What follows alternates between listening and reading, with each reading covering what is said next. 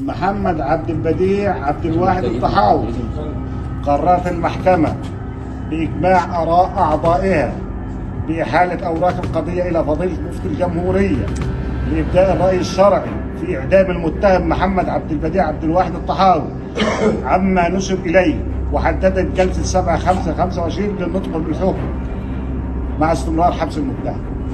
رفعت الجلسة. شهيد مسالم ضحية مجرم غادر. تشييع جثمان الشاب إيهاب أشرف. مأمنك وأعطلك ثقته، يعني ما فيش فيها شطارة أبدا. يعني إذا كان القانون مثلا بيجرم أو بيغلظ عقوبة القتل بالسم لأن فيها خيانة أمانة، فده واحد سلمك نفسه مؤتمن عليه. إحنا بنأتمن المدرس كأنه أب.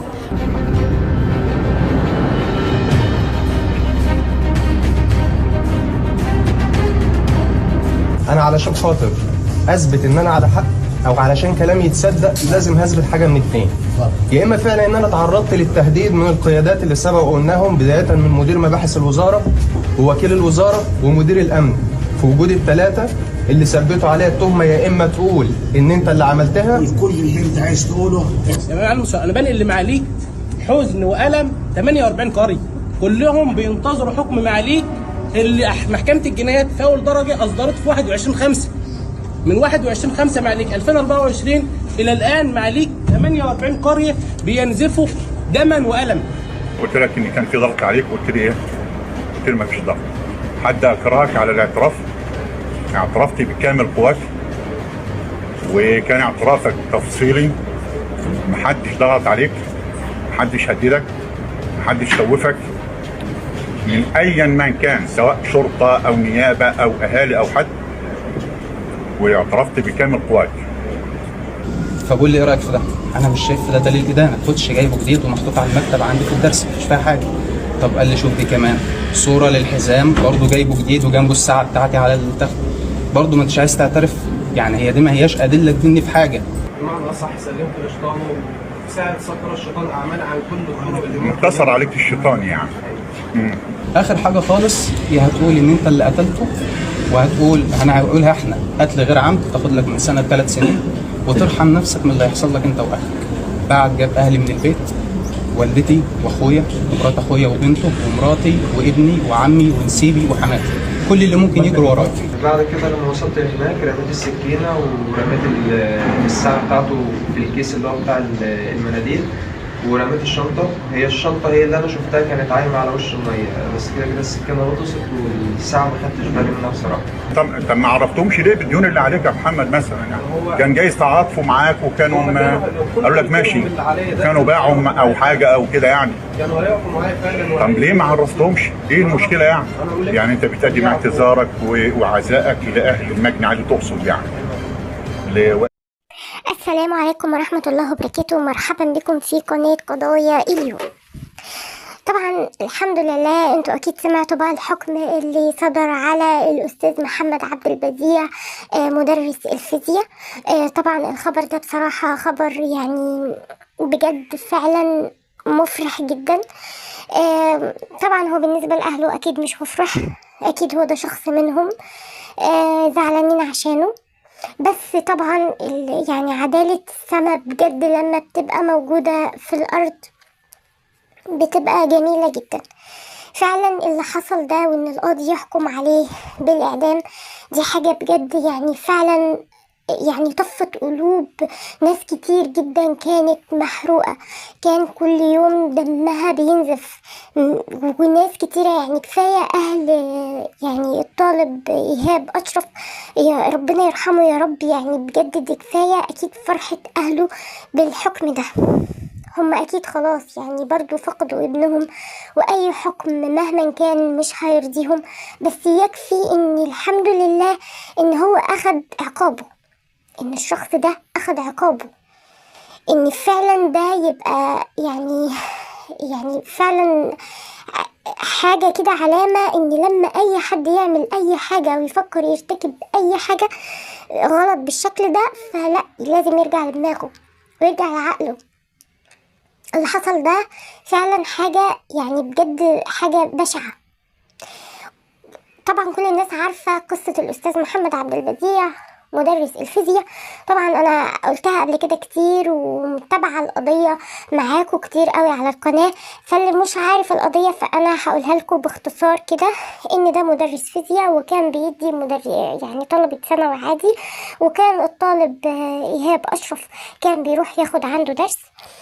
طبعا الاستاذ محمد عبد البديع بقى زيه زي ناس كتيره قوي بيحب يقعد على النت وبيدخل في العاب كتيره والكلام ده كله، فشاف لعبه ان هما يعني تبع الدارك ويب وكده، ان هو مثلا يعمل فيديو بناء على الفيديو ده هياخد فلوس كتيره قوي.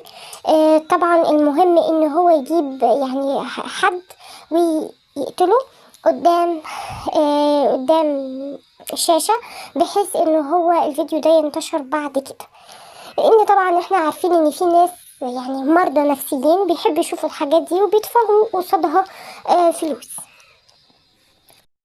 هو فعلا عمل كده، وطبعا راح قايل لإيهاب بعد ما خلص معاه الدرس، قال له بص يا إيهاب احنا هنلعب لعبة مع بعض، انت بس اديني ظهرك وانت قاعد على الكرسي وكأني انا بذبحك وكأني انا الاول بهدد اهلك وبعد كده اجي اذبحك. طبعا الولد مش فاهم حاجة، فهو يعني صدق، قال خلاص دي لعبة وفيديو عادي بيتعمل وكده. اداله الامان وقعد واداله ظهره، وده فعلا خلص عليه حقيقي، مش زي ما كانوا متفقين لعبة، لا خلص عليه حقيقي. بعد كده طبعا بدأ ان هو يحاول يتخلص من الطالب ده عن طريق ان هو يقطعه، وحاول ان هو يستعين بنجار علشان يديله زي صندوق او حاجة ويقدر يشيل فيه الطالب ده. طبعا القصة دي كلها خلاص اكيد انتوا عارفينها، بس انا بديكوا نبذة مختصرة عنها، بعرفكم قد ايه الشخص اللي قدامكم ده اللي عامل نفسه طيب وعمال يتكلم قدام القاضي وبيتكلم ان انا يعني غلطت لا مفيش حاجة اسمها غلطت، دي مش غلطة، انت عملت جريمة يعني يهتز لها عرش الرحمن، حاجة استغفر الله العظيم. اصلا الموضوع مفيهوش تهريج ولا في حاجة اسمها انا غلطت، مفيش حاجة اسمها انا غلطت، دي مش غلطة دي. واللي انا بستغرب له ان المحامي طالع بيتكلم وبيقول انا المفروض ادافع عنه، انا مش عارف هو شكله محطوط تحت التهديد، شكله محطوط مظلوم. لا مفيش حاجه اسمها كده، مفيش حد بيقتل وبيتحط في الموضوع وبيبقى محطوط تحت تهديد، الموضوع مفيهوش تهريج اصلا. يعني مجرد الشخص ده ما يحس ان هو فعلا اتحكم عليه بالاعدام، هو اصلا الموضوع يعني مش هيقدر ان هو يجمل في الموضوع، لازم هيعترف بالحقيقه سواء هو القاتل او لا.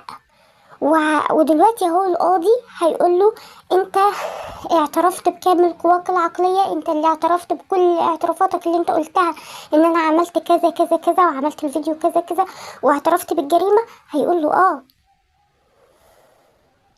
انتوا متخيلين يا جماعة ان فعلا الوضع اللي احنا بقينا فيه بقي سيء ازاي؟ محدش يخوفك من ايا من كان، سواء شرطه او نيابه او اهالي او حد، واعترفت بكامل قواك ومن غير اي ضغط، ونفس الاعترافات اللي عندي في التحقيق دي اللي هي انت اديت بيها قدام النيابه العامه، واعترفت اعتراف كامل قدام النيابه العامه، ومحدش ضغط عليك فيه لا وكيل نيابه ولا محامي عام ولا شرطه. عايز تتكلم؟ اسمع لك يا ابني، علي صوتك بس. ها؟ مع احترامي للاستاذ بس عايز اتكلم بس.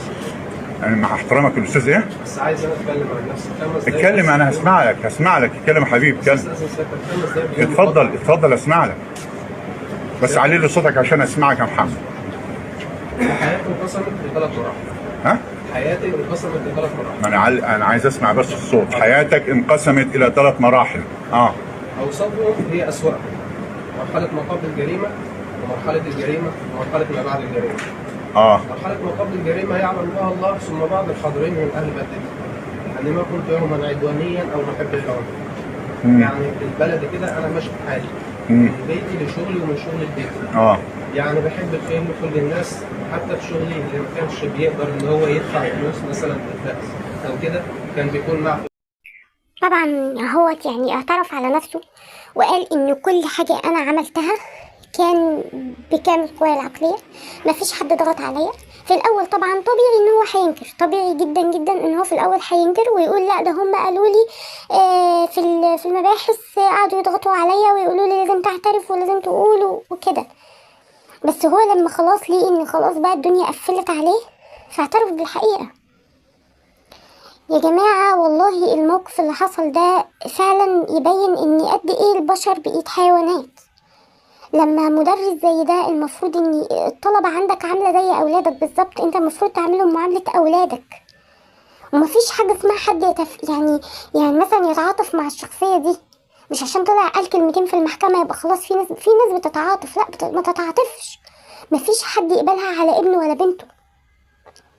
حقيقي فعلا الموقف العياذ بالله يعني ربنا ما يوريه لحد، فعلا موقف مش كويس، وان انت تتعاطف معاه دي حاجة في حد ذاتها مش كويسة اصلا. ده واحد عمل غلطة ومش غلطة بسيطة، غلطة مش حاجة كده وخلاص عدت، لا انت واحد يعني ازهقت روح اصلا، روح حرمت اهله منه وهو لسه في بداية حياته في بداية مستقبله، تعمل معاه كده عشان خاطر ايه؟ عشان خاطر حتى ملايين الدنيا يعني كل ده ما يكفيش اي حاجة، ما يكفيش قهرة اهله عليه اصلا. وبجد اي محامي لازم يبقى عنده ضمير، خاصة في عمليات القتل والحاجات دي لازم يبقى عنده ضمير، مش عشان شوية فلوس ولا ان انت تبين ان انت محامي شاطر وبتطلع الموضوع كده يعني بتطلع الموضوع زي الشعرة كده من العجينة. لا دي مش شطارة، ده انت كده بتدافع عن حد عايز تطلعه للمجتمع شخص غير سوي. ممكن النهاردة قتل شخص غريب، ممكن يروح بكرة على ابنك يقتله، ما انت ما تضمنش حاجة، ما انت بتطلع بقى للمجتمع ناس فيها قرف، ناس فيها مشاكل، ناس ما ينفعش تعيش الا في غابة. انت كده بتطلعهم بناء على دفاعك، بتطلعهم يعيشوا في المجتمع في وسط ناس وفي الاخر ممكن انت اول واحد تنضر. فانت كمحامي انا ما بقولش ان انت ابعد عن شغلتك، بالعكس لا اشتغل، بس في نفس الوقت تبقى متأكد ان انت بتدافع عن الحق. كلمة الحق دي يا جماعة حاجة بتاعت ربنا، اسم من اسماء ربنا اصلا، فلازم نتمسك بالحق. ومفيش حاجة اسمها اتعاطف مع شخص طلع يتكلم كلمتين قدام القاضي ويبين ان هو قد ايه يعني، لا هو في النهاية اعترف اصلا، اعترف بجريمته واعترف وقال كل حاجة تفصيليا ومثل الجريمة على فكرة. فربنا يا رب يهدينا كلنا ويمشينا في طريق الحق والصدق. أسيبكم في رعاية الله وأمنه، والسلام عليكم ورحمة الله وبركاته.